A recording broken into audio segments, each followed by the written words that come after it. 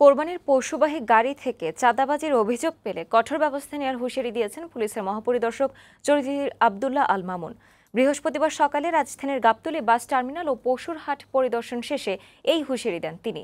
IGP বলেন, সুনির্দিষ্ট অভিযোগ ছাড়া পুলিশের কোনো সদস্য রাস্তায় কোরবানির পশুবাহী যানবাহন থামাবে না।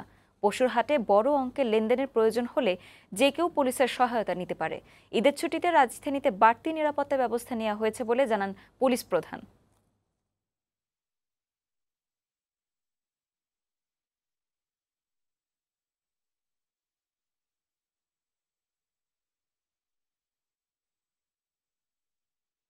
অজ্ঞান পার্টি, মলম পার্টির প্রতারক, চাঁদাবাজ এবং অতিরিক্ত হাসিল আদায়কারী বিষয়ে কোনো প্রশ্নের উদ্রেক হলে আমাদেরকে জানান, আমরা ব্যবস্থা নিব।